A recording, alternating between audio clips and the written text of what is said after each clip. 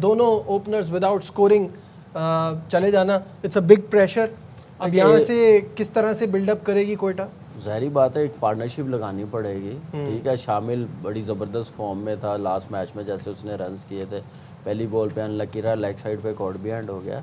लेकिन जो ओपनर भेजा वो मुझे समझ नहीं आई। यही गलती इन्होंने 4 मैच पहले भी की थी।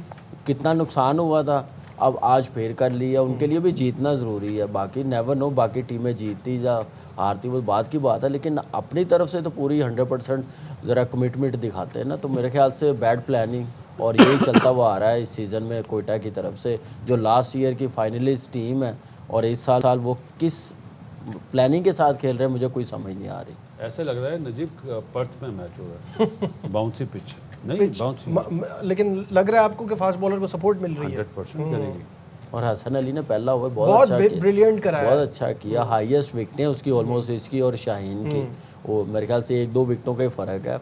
और जब भी खेलता, ठीक है कराची लेग अच्छी नहीं गई थी, लेकिन जहाँ पे सपोर्ट मिलती है, जहाँ पे बाउंस मिलता है तो कम बैक कर लेता है। बिल्कुल ठीक है शाहिद भाई, ये ऑलमोस्ट अब हम एंड की तरफ आ गए हैं और अब तक ये चेंजेस, ये एक्सपेरिमेंट्स, कोयटा अभी भी ये मैच डू और डाई मैच है उनके लिए भी है, जबकि आस्क बहुत मुश्किल है उनके लिए, लेकिन तब भी वो ये कर रहे हो, ओपनर्स चेंज किए। फिर कुछ टीमें बहुत ही ओवर कॉन्फिडेंट हो जाती हैं टाइटल जीतने के बाद।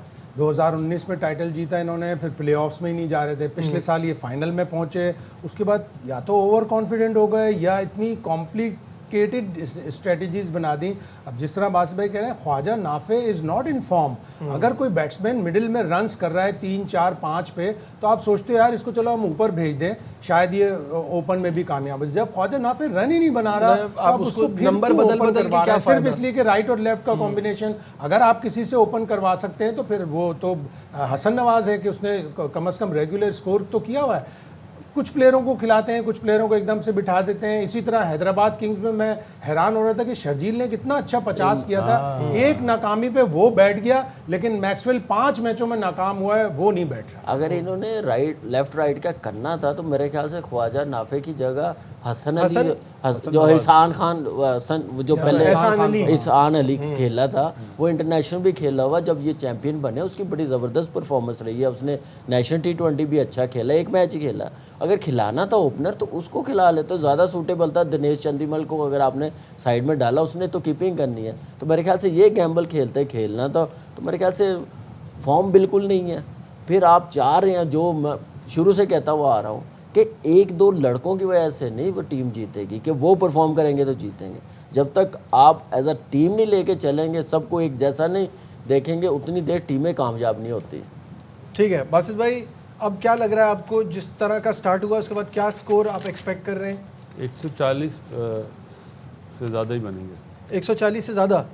141 मतलब 140 जैसे 2 आउट हो गए हुए हैं, 150 के अंदर अंदर ही लग रहा है। वो भी अगर रायली कोई फायरिंग इनिंग्स 70-80 कर गया या 60 कर गया तो शायद 170 हो जाए, या हसन नवाज ने कर दिया, तो कोयटा को ज़्यादा डिपेंड तो वो रायले रोसो पे ही करेंगे, इसलिए कि वो एक प्लेयर है या हसन नवाज है, वो रन्स कर दे। पॉइंट्स टेबल पर ज़रा नज़र भी डाल लेते हैं तो थोड़ा और इस पर भी बात हो जाएगी। पॉइंट्स टेबल में ऑब्वियसली पेशावर ज़ल्मी, मुल्तान सुल्तान और इस्लामाबाद यूनाइटेड, ये तीनों टीमें क्वालिफाई कर चुकी हैं।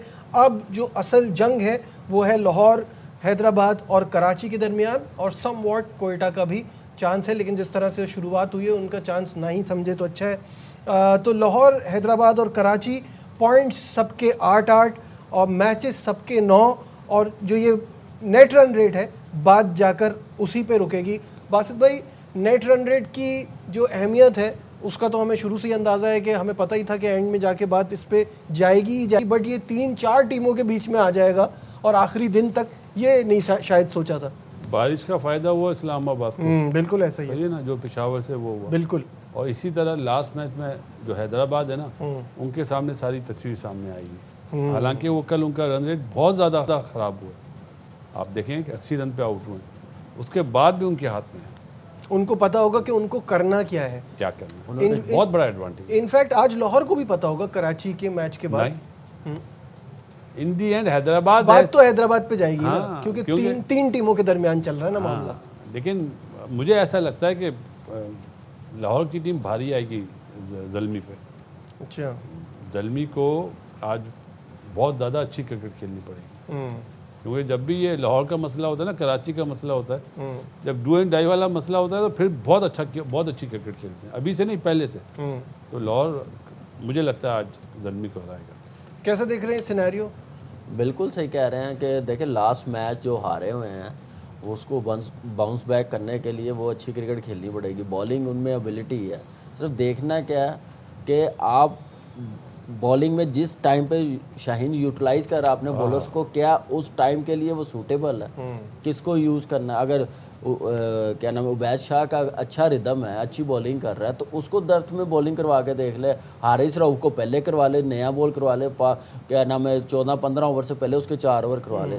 कितने का मैचेज़ हैं, ठीक है, उससे लास्ट ओवर्स नहीं हो रहे, तो आप थोड़ी प्लानिंग चेंज करते हैं। तो मुझे लग रहा है लाहौर कलंदर को ऐसा ही करना पड़ेगा। वो उसी सूरत ही बाउंस बैक कर सकते हैं, मेंडिस और बाबर को जल्दी आउट कर लें। अगर वो थोड़ा सा इन दोनों में से कोई भी एक लंबा खेल गया फिर मुश्किल होगा, जैसे उनकी फॉर्म दोनों की चल रही है। कामिल मुस्तफीज़ के जाने से भी इन्हें फ़र्क पड़ा।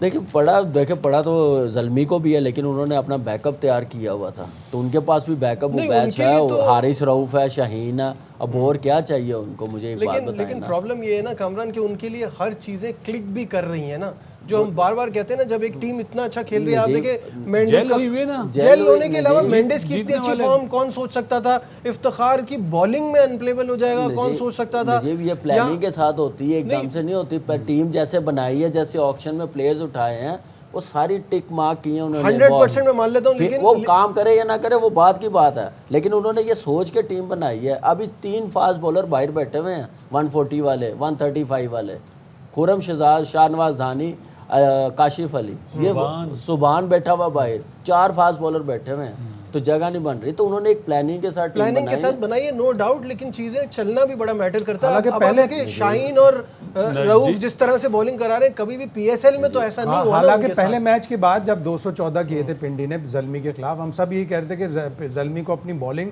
मजबूत करनी होगी। फिर उनको जब नाहिद राना और शरीफुल इस्लाम चले गए, उस वक्त भी हमें लगा कि इनको शायद, लेकिन प्रेज टू देम, उनकी मैनेजमेंट को, कि उन्होंने अपनी बॉलिंग रिसोर्सेज को प्रॉपरली यूज़ किया। लाहौर कलंदर ने नहीं किया। उनकी बेंच पे शहाब खान बैठा हुआ है, जो पिछले 3 नेशनल T20 टूर्नामेंट से अच्छी बॉलिंग कर रहा है, लेफ्ट आर्म फास्ट बॉलर है। आपने एक मैच में भी एबटाबाद वाला आपने एक मैच में भी उसे नहीं खिलाया, और इसी तरह मुल्तान सुल्तान ने अरशद इकबाल को नहीं खिलाया, हालांकि वो भी एक अच्छा फास्ट बॉलर है। तो आप अपने रिसोर्सेज जब आप अपनी बेंच स्ट्रेंथ चेक नहीं करते, तो आप फिर इसी पोजीशन में आ जाते हैं कि पिछले मैच में शाहीन को भी रन्स पड़े, हारिस रऊफ को भी रन्स पड़े, और हारिस रऊफ की तो अब ये एबिलिटी हो गई या डिसएबिलिटी हो गई कि वो आखिरी फाइनल 19 और 20 ओवर करा ही नहीं सकता। उसके ऊपर आप डिपेंड ही नहीं कर सकते कि वो, उसको कम से कम 20 प्लस रन चाहिए, तो शायद वो बचा। ये चल रहा था कि, और हम इस बात से कह देते थे कि आपका स्टैंडर्ड उस लेवल का नहीं रहा है, लेकिन अब यहाँ भी ये हो रहा है, ना सिर्फ इंटरनेशनल बल्कि डोमेस्टिक मैचेस में भी।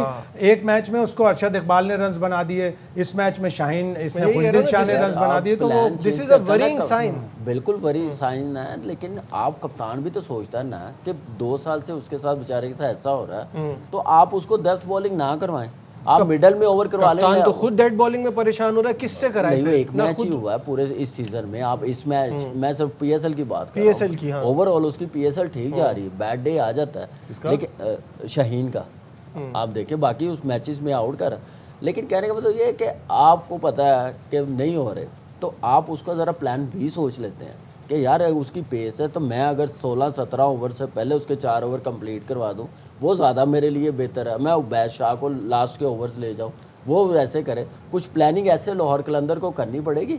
जीत सकते हैं। फ़खर कितनी ज़बरदस्त फॉर्म में, फिर अब्दुल्ला आ गया फॉर्म में, फ़ारूक आप देखें कि अच्छा खेल रहा है। एक मैच में बॉलिंग पे फंस रहे हैं ना, बॉलिंग में नहीं, बॉलिंग उनकी अच्छी है, लेकिन राइट एरिया पे नहीं हो रही।